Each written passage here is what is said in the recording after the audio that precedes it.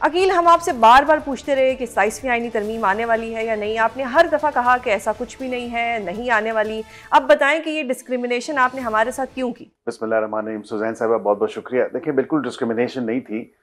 मेरे ख्याल से इस तमाम तर मामले के ऊपर हम ये नहीं चाहते थे कि वक्त से पहले कोई ऐसी चीज़ कही जाए, की जाए। ज़ाहिरी बात है, कोalition गवर्नमेंट है, इत्तेहादियों की हुकूमत है, और उस पर गाए बगाए ऑफ द रिकॉर्ड जो कह लें, या in the galleries of the parliament या कॉरिडोर्स ऑफ द पार्लियामेंट ये काम चलता रहता है।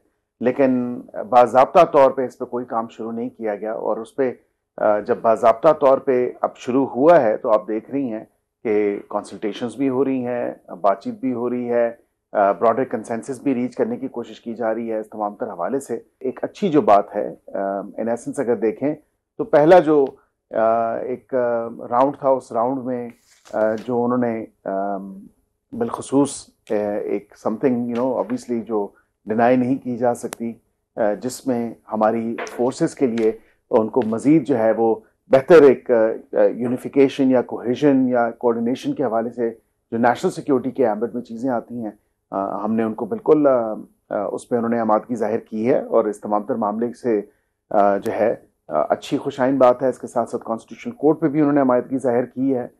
बाकी जो चीज़ें हैं वो एक प्रोसेस है, और वो प्रोसेस कब कंप्लीट होता है, हम बिल्कुल किसी को ना रश करेंगे और नहीं हम किसी को ये कहेंगे कि जल्दबाजी में कोई मामला करे। एक प्रोसेस है, जो लेजिस्लेटिव प्रोसेस है वो तो चलेगा, लेकिन इत्तेहादियों की हुकूमत, और ये एक ऐसी बात है कि पीपल्स पार्टी की सपोर्ट के बगैर ये आईनी तरमीम दोनों हाउसेज ऑफ पार्लियामेंट में नहीं होगी। सही, तो आपको उनकी पूरी सपोर्ट दरकार है। लेकिन मैं ये जानना चाह रही हूँ कि आपने दो तीन बातें की। आपने कॉन्स्टिट्यूशनल कोर्ट की बात भी की, आपने इत्तेहादियों की बात भी की।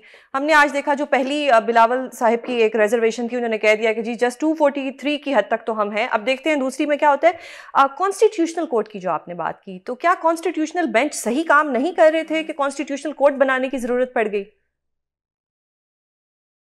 देखिए, मैं समझता हूँ कि सबसे ज़्यादा क्रिटिसिज्म तो मीडिया से ही आता था, और यही कहा जाता था कि एक court with in a court है, और इस तमाम तर मामले के ऊपर फिर वो ये भी कहा जाता था कि ना सिर्फ court with in a court है, लेकिन ज़्यादातर जो टाइम ईट अप हो जाता है, जो कॉन्स्टिट्यूशनल इशूज शायद में भी जो 2 या 3% हो, लेकिन क्वालिटी टाइम जो है वो सारा ले लेते हैं।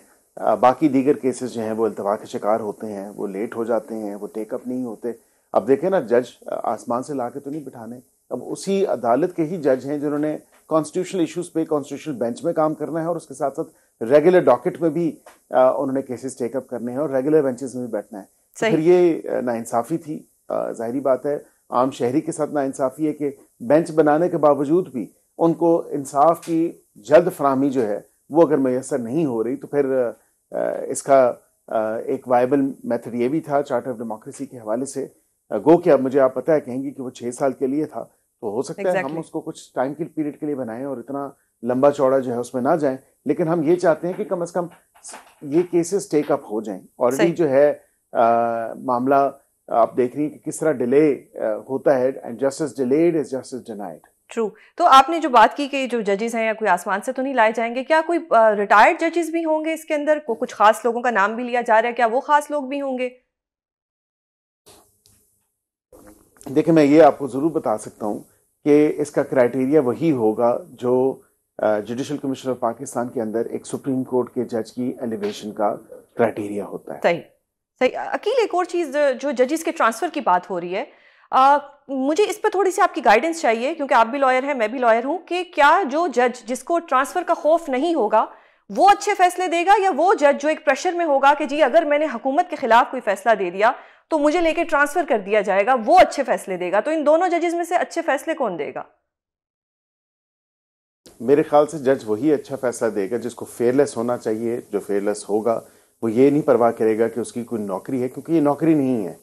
माजरत के साथ अगर कोई इसको नौकरी समझ के करता है कि सुप्रीम कोर्ट का जज और हाई कोर्ट का जज, और वो शायद इस चीज़ का खदशा जाहिर करे कि मुझे ट्रांसफ़र कर दिया जाएगा या मेरी नौकरी चली जाएगी या ऐसे तमाम तर मामला, तो फिर तो उसको रोज़े अव्वल से जज होना ही नहीं चाहिए। मैं ये समझता हूँ कि अ जज शुड बी फेयरलेस एंड अ जज should speak through his orders, चाहे वो हुकूमत के कितने ही खिलाफ क्यों ना हो, बिल्कुल करें, आइन और कानून के मुताबिक फैसले करें। और आए रोज आप देखते हैं कि हुकूमत के खिलाफ जो हैं वो ऑर्डर्स आ रहे होते हैं। ये तो कोई ऐसी बात नहीं है कि हुकूमत क्या सब अच्छे की रिपोर्ट तो नहीं है। अब जाहिर बात है कि हमें जो अदालतों में जो है हमारे खिलाफ आते हैं, हमें ministry of law and justice को पार्टी बनाया जाता है थ्रू सेक्रेटरी, तो हम भी जाके फेस करते हैं और हमारे खिलाफ भी फैसले आते हैं। तो हमने तो कभी कंटेस्ट नहीं किया। जाहिर बात है हम एक आइन और कानून के उस पहराए में रहते हुए और उसी मुताबिक जो है मुल्क का निज़ाम चलना है। मुल्क का कानून और आइन ही उसे डायरेक्शन देता है। जो जज, मेरा ये मानना है कि जो जज एलिवेट हो सकता है, जिसको judicial commission of Pakistan elevate कर सकती है, उसको सुप्रीम जुडिशल काउंसिल जो है डिसमिस कर सकती है। तो जाहिर बात है एक आर्गुमेंट ये भी है कि उसको फिर ट्रांसफर करने का भी हक उन्हीं के पास और उसी फोरम पे उसका इख्तियार भी होना। यानी कि ये जो एक इंप्रेशन दिया जा रहा है कि जी इस्लामाबाद हाई कोर्ट के कुछ जजेस, खास जजेस को जो है ट्रांसफर करना है, ये गलत है। ये सिर्फ इसलिए हम ट्रांसफर कर रहे हैं ताकि कुछ फेयरनेस हो चीज़ों के अंदर और वो दूसरी जगह पे जाके बेहतर तरीके से अपनी जो उनकी ड्यूटीज हैं वो अंजाम दे सके। Is that true? देखें, अभी बिल्कुल मैं एग्री करता हूँ आपकी इस बात से। मैं ये समझता हूँ कि अभी जो है ये एग्जीक्यूटिव का काम नहीं होना चाहिए। इवन कि आपने देखा कि जो पिटिशन हुई सीनियरिटी के हवाले से और इवन ट्रांसफर के हवाले से कि वेदर ट्रांसफर परमानेंट है या टेम्परेरी है, ये एग्जीक्यूटिव का काम नहीं होना चाहिए। ये काम होना चाहिए उस अप्रोप्रिएट फोरम का। जो जज लगाती है, जो जज निकालती है, वही ड्रग ट्रांसफर करने की भी मजाज होनी चाहिए। सही, आपने एग्जेक्टिव्स की बात की। अब कुछ इख्तियारात एग्जेक्टिव्स को भी दिए जा रहे हैं, यानी कि एसीडीसी किसी भी बंदे को पकड़ के उसको जेल में बंद कर देगा। तो अगर ये सारे इख्तियारात उनको दे दिए जाएंगे तो फिर अदलिया का क्या किरदार रह जाएगा? फिर अदालतें किस लिए हैं? देखिए, हम उसमें जो इनबिल्ट मैकेनिज्म्स हैं या प्रिवेंटिव मेजर्स हैं वो उनको मलूज़ खातिर रखे हुए हैं। हम सारे ऑफेंसेस का नहीं कह रहे, हम कह रहे हैं माइनर ऑफेंसेस या summary offences for up to 3 years imprisonment, जिसमें छोटी मोटी चीज़ें हैं, जिसमें फ़ाइन हो जाता है या जिसमें इतना आपको ट्रायल जो है लंबा चौड़ा नहीं लेके जाना पड़ता, समरी ट्रायल्स हो जाते हैं। इसकी ये भी बात मैं आपको ज़रूर कहूँ कि उसमें होर्डिंग है, offences such as quality checks हैं, इसी तरह जो है वो जो फूड के अंदर अडल्ट्रेशन होती है वो उसकी बात करें, या दीगर आप बात करें जो आपकी प्राइस लिस्ट की चेकिंग होती है। इस तरह की छोटी छोटी चीज़ें हैं, ये छोटे छोटे ऑफेंसेस हैं जिनकी सज़ा जो है वो इतना अरसा नहीं होती, लेकिन कम अज़ कम वो एक स्ट्रीमलाइन आप कर देंगे। हो सकता है ये भी हम थोड़े वक्त के लिए दें, ये इतने वक्त के लिए ना हो।